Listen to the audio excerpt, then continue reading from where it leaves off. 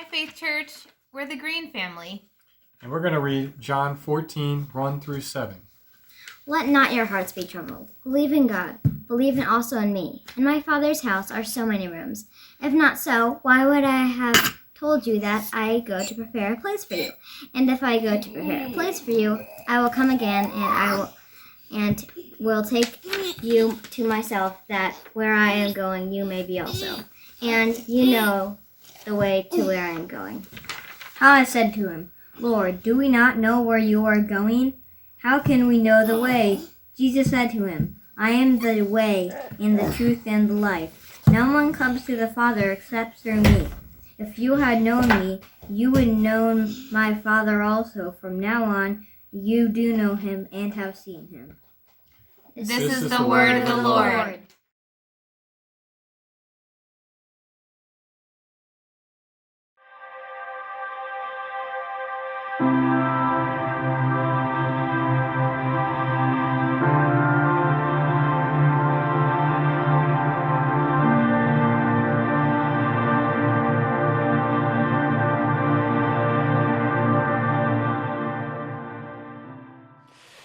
You know, you kind of half expect that video to like be a transition to live where Micah busts in the back doors and comes running down the aisle, right? Shouting thanks be to God or something like that. Johnny, make a note. We should plan that for one of these. Thank you. It's been quite a week, hasn't it? If you're like me, you found yourself many times over the last couple of days hitting refresh on your web browser, hoping there's news, like just somebody tell me what's happening. And then, I don't know, did you find yourself just reading the same headlines over and over again? Yes, yeah. Good. I'm glad I'm not the only one. It got to the point where I realized, like, this is probably not healthy. And so I decided, well, I'm going to try and get some focused work done. Like, I'm going to work on my sermon. And then I realized that's not easy to focus in this whatever is happening. So I switched over to planning for a trip that our family is hoping to take next summer. Because, you know, looking at pretty pictures on the internet and dreaming about being there is basically all the happiness that's left for us right now. Our family, though, we love to travel. We love exploring new places, places we've never been. The worst thing for us is to get into one of those like tour groups that takes you from place to place to place so you see all of the things you're supposed to see when you go somewhere. We would much rather drop somewhere and just wander and sort of discover things that we wouldn't have discovered otherwise. Serendipity is what it's called. It's one of our sort of family core values. Ranks higher than safety. Safety third. That's our motto. Serendipity, it's that sense of discovering something you didn't know you were looking for. Have you ever had that experience? You're going somewhere and you suddenly discover something, you experience something, you come across something you didn't know you were looking for. The New York Times bestselling author Eric Weiner calls himself a philosophical traveler, which I did not know was a title that you could claim for yourself, but I have now claimed it for myself as well. And he writes about his ongoing obsession with visiting places where, as he puts it, he says, the distance between heaven and earth collapses, and we're able to catch glimpses of the divine or the transcendent. Or as I like to think of it, he says, the infinite something. There's a lot riding on that, something. When my family travels, you know, most of the time we're looking for that kind of experience, even if we don't know that's what we're looking for. And then the cliffs of Dover emerge out of the mist, and it's serendipity. You didn't even know you were looking for it, and there it is. Or we stumble into an underground wine cave in Paris, or we discover a 1,800-year-old church carved in the side of a rock wall in a hill in Cappadocia. It's like serendipity. I didn't even know we were looking for this. Coming over the hill above a lake in Iowa and seeing a rainbow below us. It's just serendipity. Others use different words to describe this sense of us all looking for something more. Some people call it flow or a sense of fullness, but a lot of people call it a sense of the transcendent. That's a $5 word, I know, especially for some of you guys who maybe would struggle to spell that. But the word transcendent basically just means something outside of this world. Something that our senses can't grab onto, really. It's not something you can taste or something you can touch, but it feels like it comes from outside of this world, breaking into this world and our experience of this world. It's transcendence.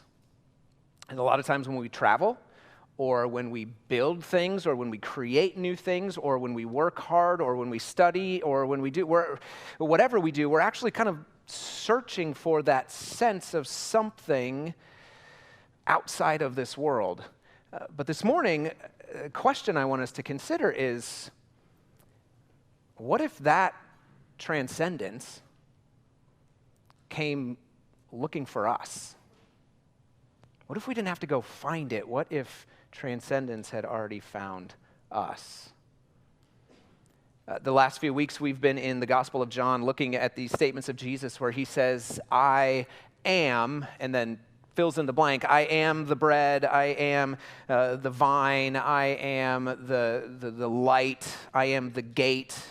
You know, we peel back the layers on those statements because they reveal something about the deep desires of our hearts to be fed, to be let in, to be connected, to see.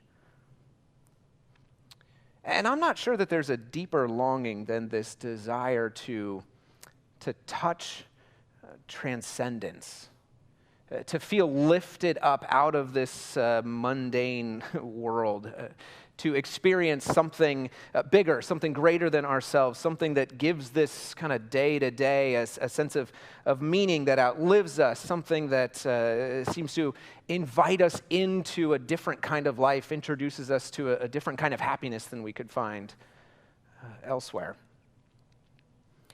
And that's what takes us to John 14, 1 through 7, the verses we just heard read. Because in this passage, Jesus is hinting at something even better than finding transcendence. He's telling us that transcendence actually came to find us. It's more than us just knowing the transcendent, whatever there is outside of this world. It's that the transcendent actually wants to know us. If you're taking notes or writing anything down, that's the big idea, the key idea. Everything I'm talking about is really that the transcendent, the one above everything, wants to know us. So turn with me to John 14. We're going to jump in. We're going to kind of go through these 7 verses, and a few before and then a few after.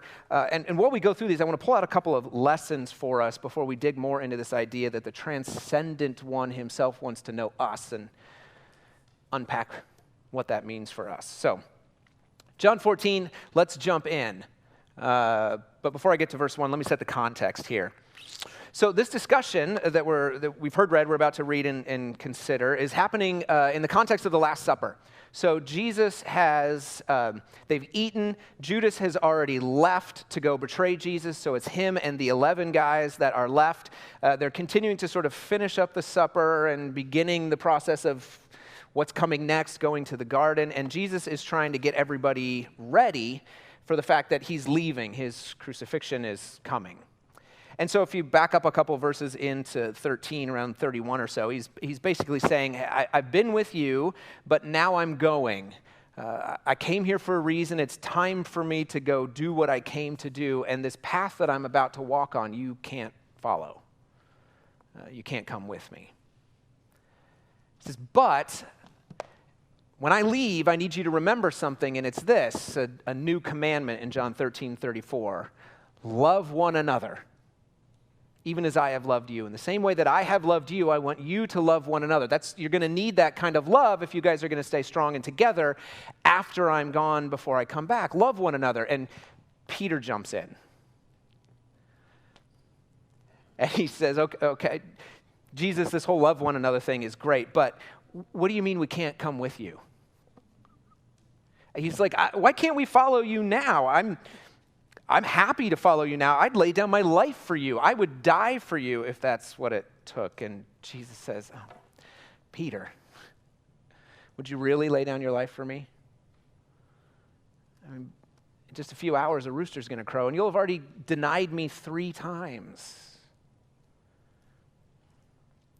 Of course, you can't hear something like that without being a little bit shaken. And actually, I think Peter's a lot shaken. Homework, look ahead and see where he shows up next in the story. Not right now, but later. It's really interesting, but we're not going to go there right now. So Peter, he's subdued. He no longer enters the story for quite a while, but before he exits the story, he teaches us something pretty important. Peter's saying to Jesus, like, hold on a second. Jesus has said, I'm leaving. And Peter's like, no. We're not done here yet. We're not done. We've been following you because we wanted to find the kind of relationship with God that you have had. You've showed us this relationship with God that is so overwhelmingly intimate that you call God your Father, and we want that. There's something more that we want, and we don't have it yet. You can't leave. At the very least, you can't leave me behind. Peter's saying, look, I don't know what it takes to find it, but if I have to die, I will. Just don't leave me behind. There's something more that I want. The Germans have a word for it, which I will now mispronounce for all of you. Sehnsucht, or something like that. Sensucht. Sehnsucht. And it's this, if it translated directly into English, I would just use the English translation, but it doesn't. It's something like an inconsolable longing. Or thinking wishfully, some people call it. It's a desire for something more that human ability can never achieve. It's the sense of being overwhelmed by a longing, a desire that cannot be met, at least not in this world. Many of you are familiar with the writings of C.S. Lewis, a great British Christian author of the last century. He used this phrase and said this is basically the key theme of his life. The key story of his life is this inconsolable longing. He said that's the center of his existence. But rather than obsess about the feeling itself, others living the same time as Lewis, like Freud did, he says, rather than obsess about that feeling, he says that feeling is valuable as a pointer to something else. Something, he said, that is other and outer, something outside of this world. So that inconsolable longing is not meant to be fulfilled in this world. It points to something outside of this world, and like any good signpost, don't spend a lot of time looking at the sign. Follow the sign to where it's pointing you to. I think that phrase, that concept, that inconsolable longing is what Peter's expressing here in these few verses just before chapter 14. It's like, you can't leave yet. We're not done. There's got to be something more. I'm not ready for you to go yet because I haven't found what I'm looking for.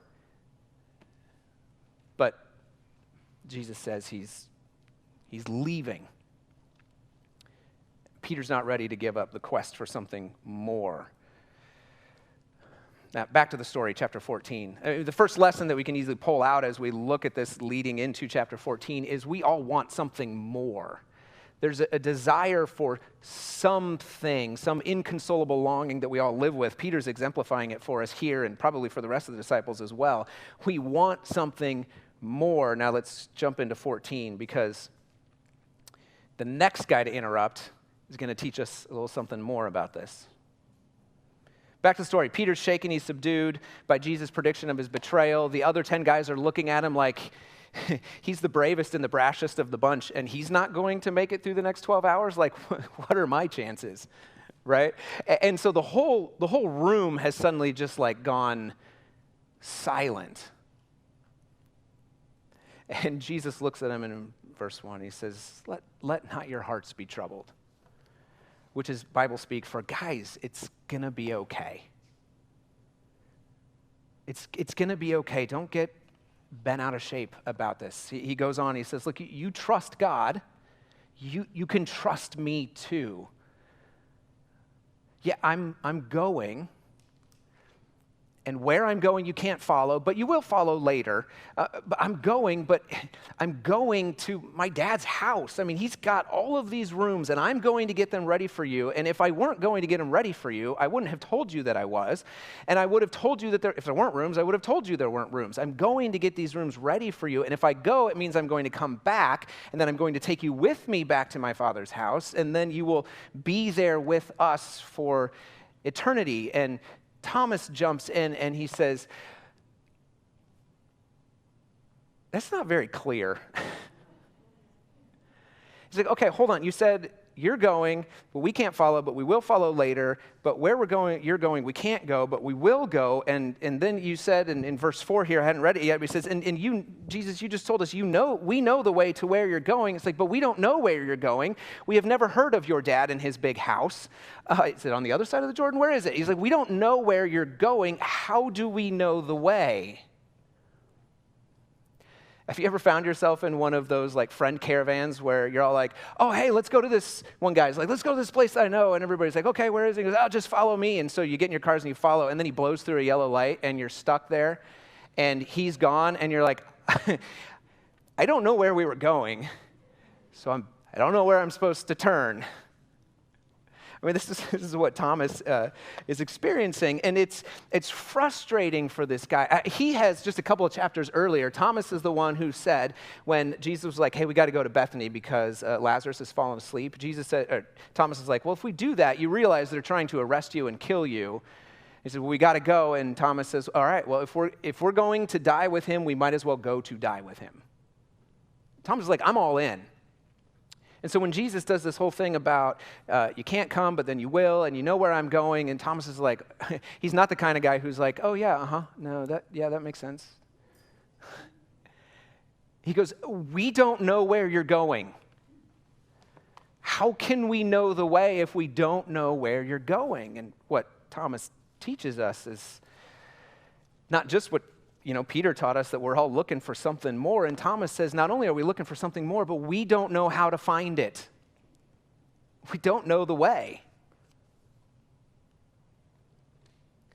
These are guys who had been following Jesus for years in order to figure out, how do we get to that more?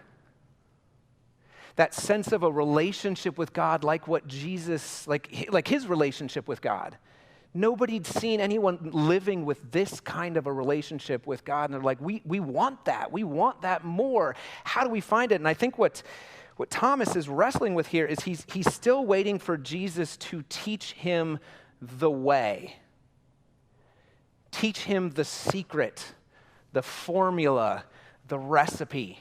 Tell me what I have to do. Tell me how I have to live. Tell me how I have to think in order to have the kind of relationship with God that you do. Tell me what I have to do. Where do I need to go? What way do I need to follow in order to relate to God like this? And then Jesus interrupts here and he says, Thomas, I'm not here to teach you the way. He says, I am the way. I'm not here to give you the secret to life. I am life. He says, I'm not here to tell you true things. It's like, I am truth. I am the way and the truth and the life. I am God's way, God's truth, God's life. I am God, Jesus is saying. Thomas and the other disciples have been following, looking for the formula, the recipe, the secret, to show us what we need to do, show us what path to follow. And here Jesus says, Thomas, there's no path to follow. I'm the path. Follow me. And it's this moment of serendipity. They find something they didn't even know they were looking for.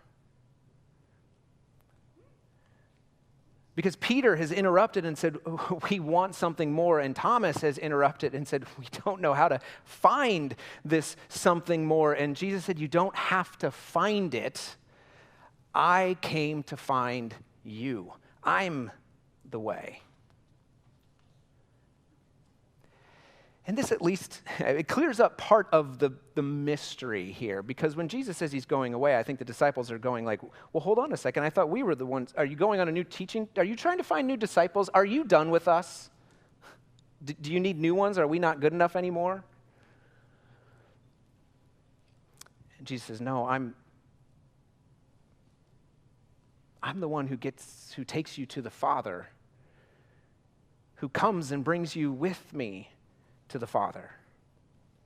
They're like, okay, well, at least now we understand. It's not like he's just going on another teaching tour. He's going back to the Father. John had told us already in your reading of the gospel that yet Jesus knew it was time to go back to the Father, but he hadn't told his disciples yet. So this is their kind of first clue of it, that, he's going back to the Father. That means the spiritual realm outside of space and time. The last time I plugged the spiritual realm into Google Maps, it said no results found. So you can understand how they're confused. And Thomas is struggling. I don't know the way. And Jesus says, I am the way. See, Peter has shown us, we want something more. Jesus, you can't leave without getting us where we want to go. And Thomas interrupts to say, Jesus, if you leave, we don't know how to get there. We don't know how to find this something more. But then the rest of the story tells us that we don't go find this something more. This something more comes and finds us. Jump back into the story again, verse 7 especially. See, we've started to get a hint of this, that the something more finds us in verse 6. When Jesus says, I'm the way and I came to you. But in verse 7 it goes on. He says, if you had known me, you would have known my Father also. Which is a way of translating and reading the Greek that's behind this in a way that's a little down on the apostles or the disciples. Some of you may have another translation that says something like, if you really knew me, you would have known my Father. Come ask me about it later if you're interested. There's some really interesting Greek stuff and like manuscript stuff that's happening underneath here that we don't want to get into. But I think, I'll just say, suffice it to say, I think the best way to read this sentence is a little more positively. It fits the whole story overall. Read it more like this. If you have known me, implied answer, and you have. So if you've known me, or because you've known me, since you've known me, if you've known me, and you have known me, then you will come to know the Father also. Okay, it's not this negative, like, well, if you'd really known me, then you would have already known God. No, it's more positive than that. He's saying, if you've really known me, which you have, we've been together for these 3 years, you're getting this. If you've known me, you will come to know the Father. It's like, I can guarantee it, you will know him. You will know my Father also. Which we have to remember, this is absolutely revolutionary for the way people think about relating to God, especially in this context, because Jesus goes on to say in the second half of this verse, right? If you've known me, and you have, you will come to know the Father. In fact, he says, from now on, you do know him. You've seen him. It just blows their minds. Because throughout the Old Testament, the word know is used of the most intimate of relationships for someone to know someone else.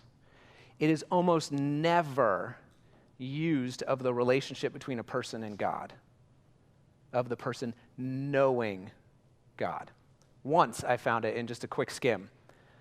So there may be more because it was a quick skim, but only once did I find it, and it was in this future sense of like, hey, before this guy came to know God. So when Jesus says, like, you can know God, I think the first thought is, well, yeah, I mean, at the end, that's what we all hope for, is after we die, we know God, we're with God. But he says, no, from now on, you know him.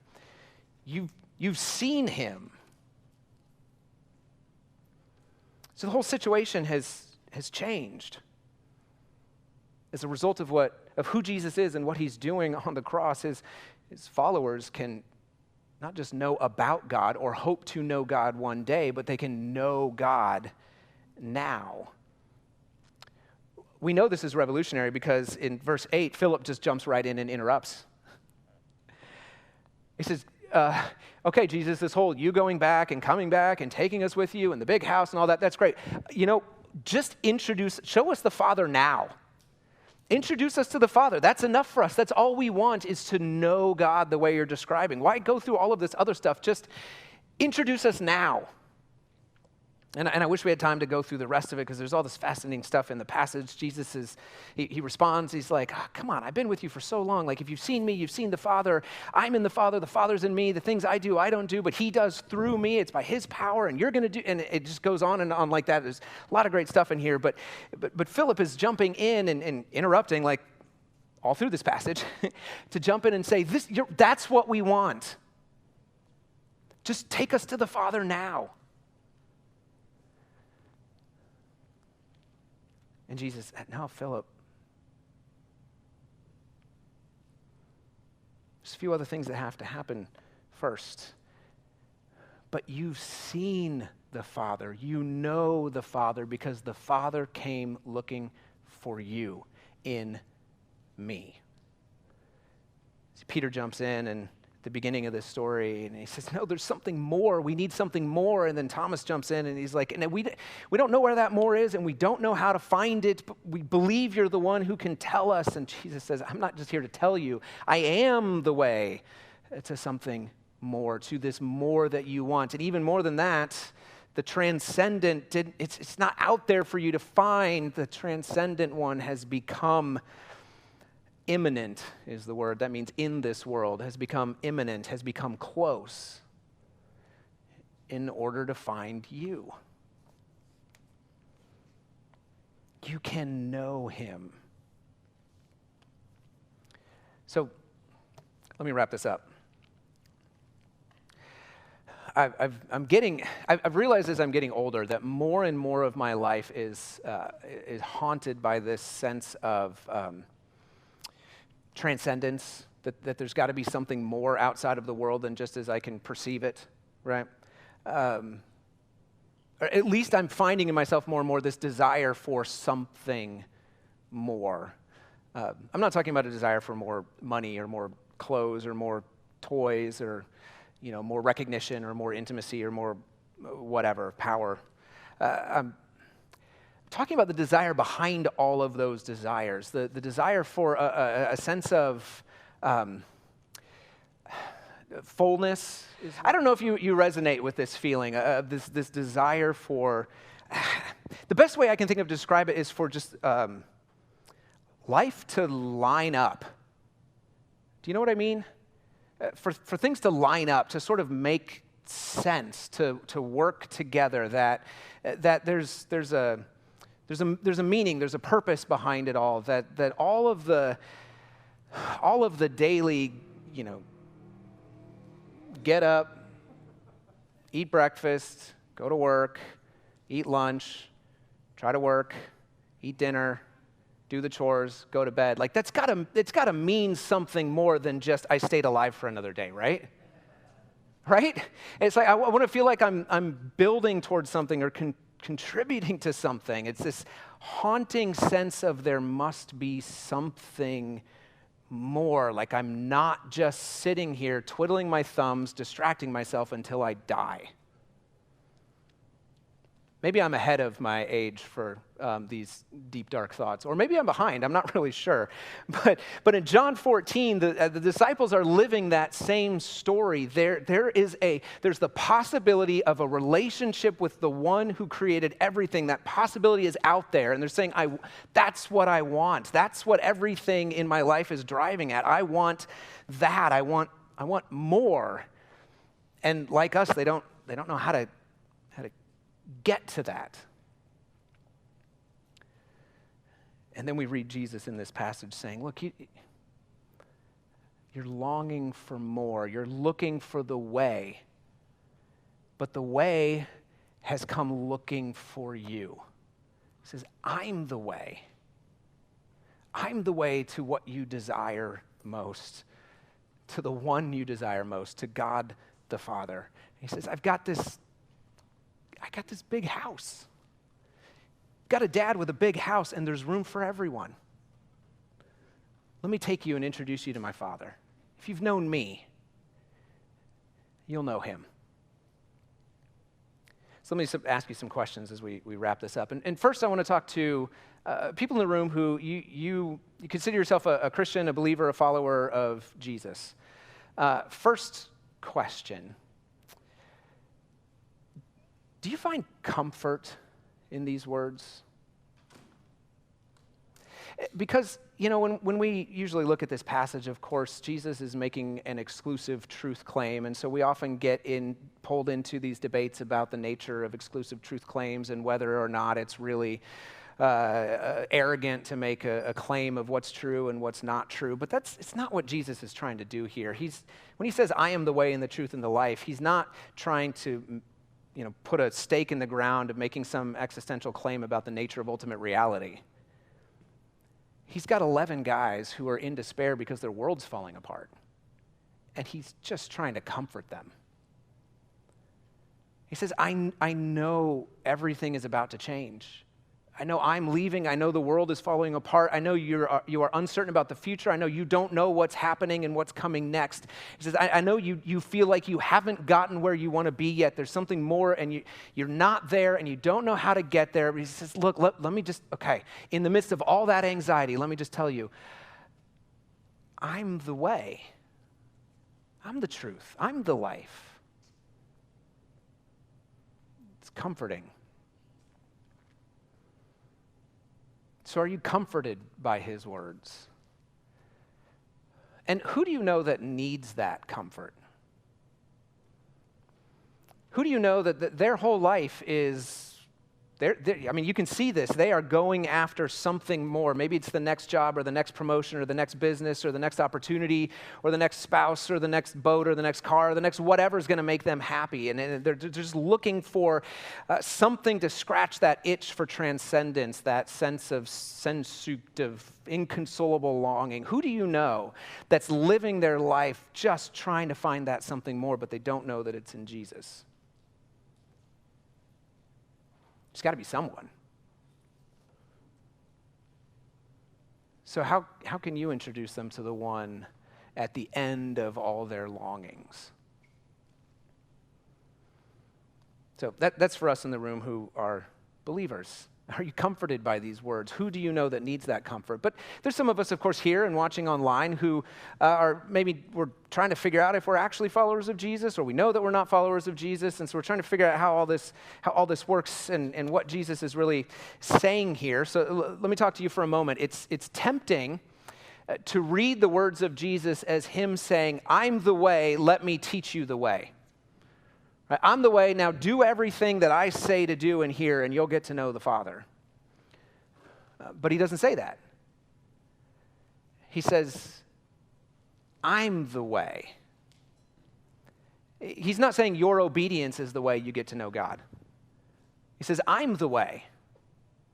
He doesn't say your good behavior is how you get to know God. He says, I'm the way you get to know God. He's not saying your faithfulness to exact right belief is how you get to know God. He says, no, I'm the way. If you know me, you'll know the Father. If you know me, you'll know God. So Jesus' invitation is to come to him and come to know him, to see him, to find in him the way. Not a new set of directions to follow, not a map, but to find literally the way to God in Jesus. See, every other philosophy of life or religion or life hack or way to do this thing we call humanity, every other way tells us, here's the path that you have to follow. Here's the way. Walk in this. But Jesus says, I'm the only path that came looking for you. Because I'm the only path that when you wander off of me, I just move to be under you. I'm the only path, I'm the only way that actually gets you to what your heart desires most. The one who is outside of all, but has come into it all to show you the way. It turns out transcendence isn't so much an experience or a serendipitous moment. It's not just coming over the hill and seeing a rainbow. I mean, that's part of it. It turns out transcendence is actually a person who isn't up there shouting at us, "Come find me," but has come to find us. So let's pray.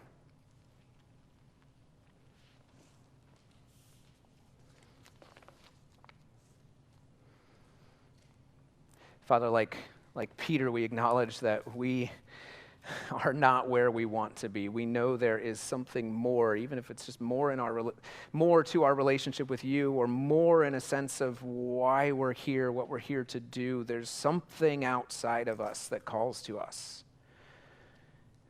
Even for those of us that try to convince ourselves or tell ourselves over and over again, there is no God, there is no nothing, we're still haunted by this nostalgia for the transcendent that we can't let go of. Because you made us for yourself, for something more. With Thomas, too, we admit that we do not know the way. And so we rest confident that Jesus himself is the way and will one day bring us face to face with you. What we ask for and hope, may you grant us in truth. We pray in Jesus' name. Amen.